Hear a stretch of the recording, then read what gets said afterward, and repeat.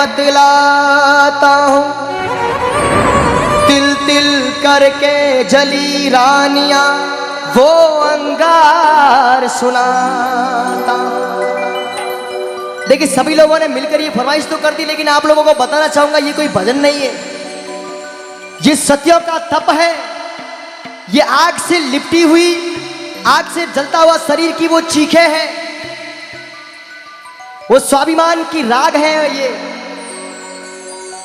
धधक उठा ज्वाला धरती में और गूंज उठा अंबर सारा, पर एक चीखना निकली कुंड से निकला स्वाभिमान का नारा। धधक उठी ज्वाला धरती में, गूंज उठा अंबर सारा, पर एक चीखना निकली कुंड से निकला स्वाभिमान का नारा। चित्तौड़ की रानी पद्मावती की सुंदरता से मोहित दिल्ली के शासक अलाउद्दीन खिलजी ने उस सुंदरता को पाने के लिए चित्तौड़ दुर्ग पर आक्रमण कर लिया। और उस वक्त चित्तौड़ के राजा थे राणा रतन सिंह। राणा रतन सिंह की पत्नी थी पद्मावती। पद्मावती की सुंदरता को पाने के लिए चित्तौड़ दुर्ग पर आक्रमण कर दिया, लेकिन चित्तौड़ दुर्ग इतना सक्षम था कि उसको जीत नहीं पाया अलाउद्दीन खिलजी। इसलिए अलाउद्दीन खिलजी ने राणा रतन सिंह को एक पत्र भेजा और पत्र के अंदर लिखा कि राणा रतन सिंह, मैं पद्मावती को अपनी बहन समान मानता हूं, मुझे बस लोगों ने जितना बखान किया है, मैं एक बार पद्मावती की सुंदरता को देखना चाहता हूं। रतन सिंह ने सोचा हमारी प्रजा को कष्ट ना हो, प्रजा को हानि ना हो, इसलिए एक बार पद्मावती का दर्श दिखाने से अगर ये दुविधा टल जाए तो मैं ये करना मंजूर समझूंगा।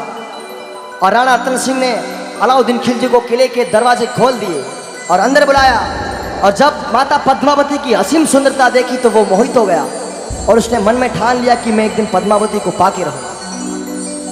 जो ही राजस्थान की परंपरा निभाते हुए मेहमान को दरवाजे तक छोड़ने के लिए रतन सिंह जब गए तो अलाउद्दीन खिलजी ने धोखे से राणा रतन सिंह को कैद कर दिल्ली ले गया। लेकिन उस वक्त महान वीर गोरा और बादल ने राणा रतन सिंह को उस कैद से आजाद करके चित्तौड़ के स्वाभिमान की लाज रखी और अपने प्राणों की बलि दी। जब ऐसा धोखा हुआ तो अलाउद्दीन खिलजी ने मन में क्रोध आ गया और उसने मन में ठान ली कि अब की बार मैं चित्तौड़ जाऊंगा और चित्तौड़ दुर्ग के साथ वहां की सारी सत्तानियों का सत्यानाश कर दूंगा, सबको अपने वश में कर दूंगा, किले का सत्यानाश कर दूंगा मैं। और एक बार फिर वो किले की तरफ चल पड़ा। जब घेर लिया चित्तौड़ दुर्ग को, बंद किया दाना पानी। बिल्कुल जो सत्यों को सत्य मानता है वो लोग हाथ खड़ा करें, और जो लोग थक गए वो थके हुए बैठे रहे।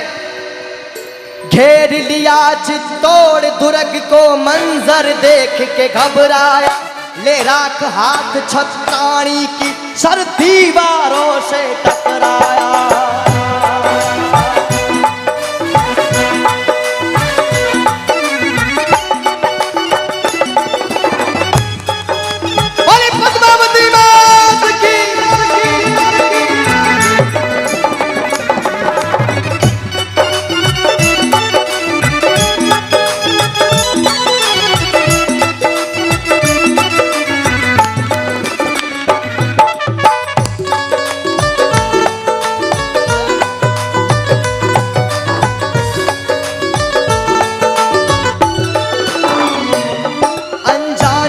खिलजी किससे भिड़ा, अनजान था खिलजी किससे भिड़ा, हम सूर्यवंशी सिर मोड़ है, स्वाभिमान झुकाना जिसका, धरनी अमर चित्तौड़ है।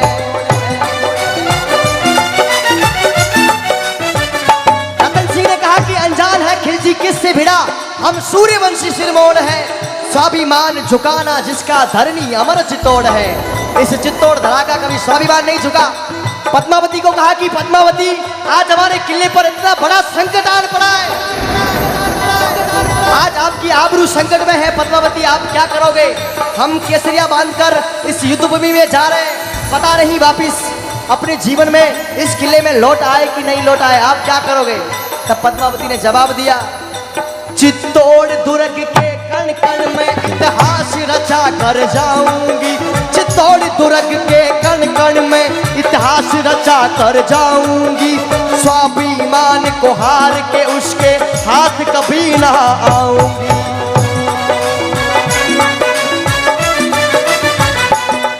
और दुर्ग की हर एक छत्राणी ने जो हर कुंड में भाग लिया, एक एक कर कूदी ज्वाला में अपनी देह को त्याग दिया।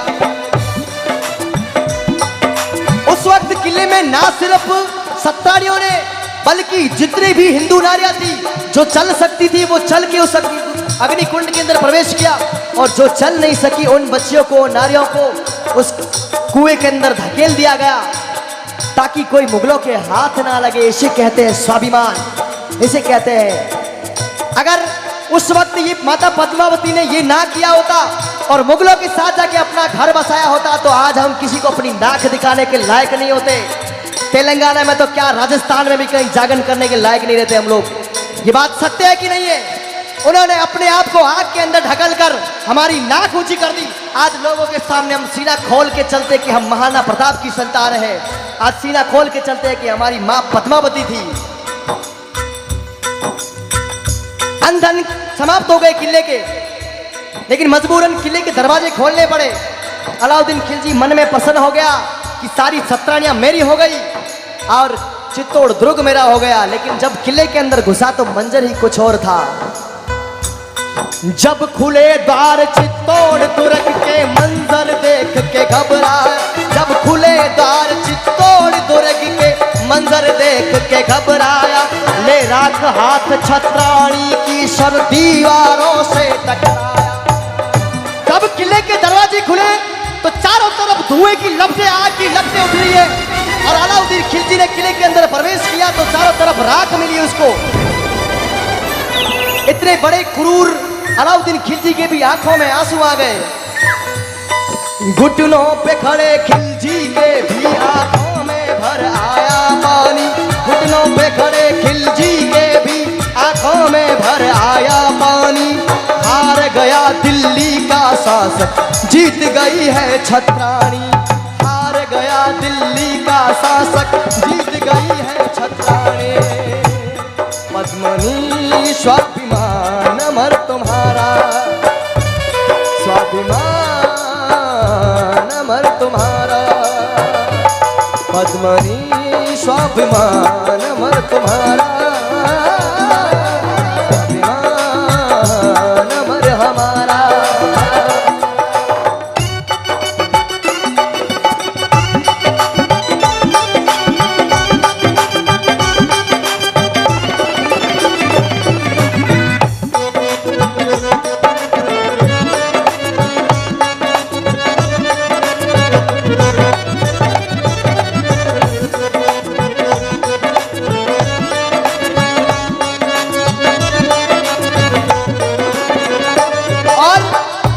जब सारी छत्राणियों ने किले के अंदर प्रवेश कर लिया तो उस वक्त जितने भी वीर पुरुष मौजूद थे उस चित्तौड़ दुर्ग में, सबने केसरिया बांधा सर पे और निकल पड़े।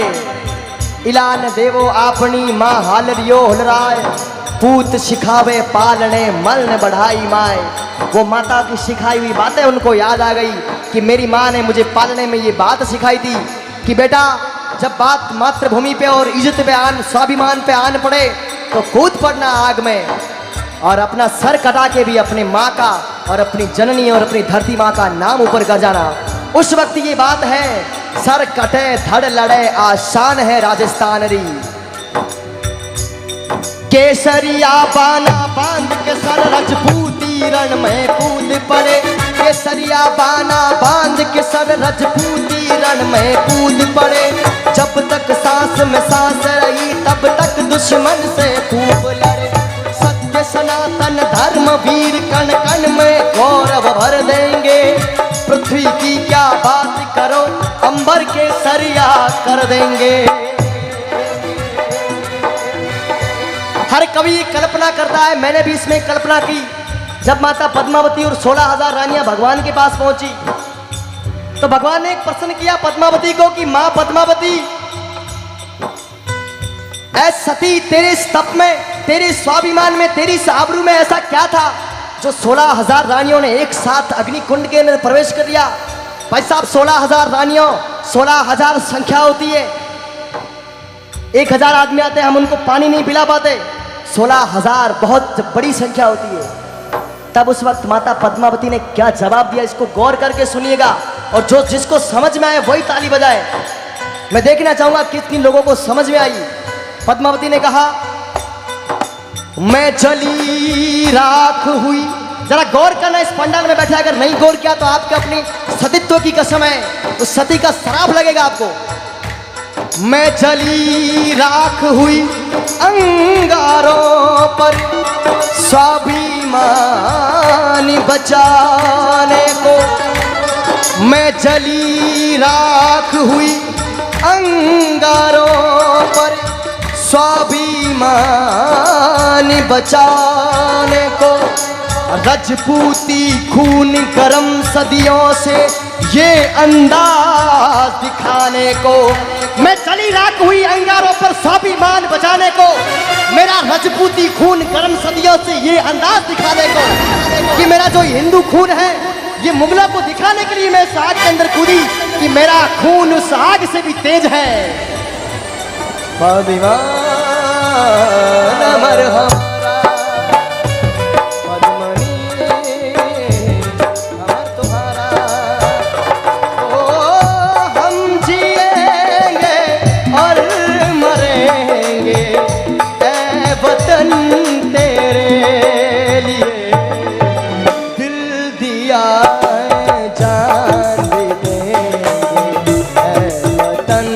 जो राष्ट्रभक्ति का भाव रखता है और मातृभूमि को, देखिए देखिए, वक्त बदलता है लेकिन रक्त नहीं बदलता। हमारे पास वो तलवार उठा के काम करने वाला समय नहीं रहा, लेकिन ताली उठाकर उन स्वाभिमानियों के लिए हाथ तो खड़ा कर सकते हैं। ओ हम जिएंगे और मरेंगे ऐ वतन तेरे लिए। दिल दिया है जान भी देंगे ऐ वतन तेरे लिए। हाँ, दिल दिया है जान भी देंगे ऐ वतन तेरे लिए। देखिए हमारे पूर्वजों ने इस इतिहास को अपने खून से सींचा है, बड़ी मेहनत करके ये चीज लिखी है। अभी इन्होंने कहा कि 6 दिन तक उस लाइब्रेरी के अंदर किताबें जलती रही, वो सारा इतिहास जला दिया, बड़े बड़े महापुरुषों को उस आग के अंदर जला दिया। वरना हम ऐसे ऐसे वीर पुरुषों की आपको गाथाएं मिलती कि आपको ऊर्जा की जरूरत नहीं पड़ती, किसी पत्थर की पूजा करने की जरूरत नहीं पड़ती। उस इतिहास को पढ़ते ही आप लोग अपने आप में चेतन हो जाते। हाँ हम जिएंगे और मरेंगे ऐ वतन तेरे लिए। दिल दिया है जान भी देंगे वतन तेरे लिए।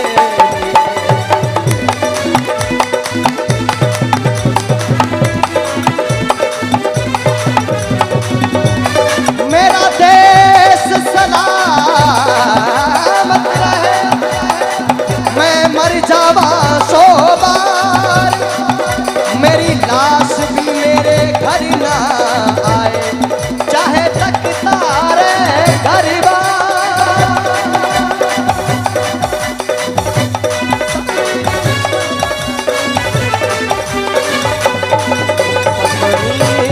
स्वाभिमान अमर तुम्हारा, स्वाभिमान अमर हमारा।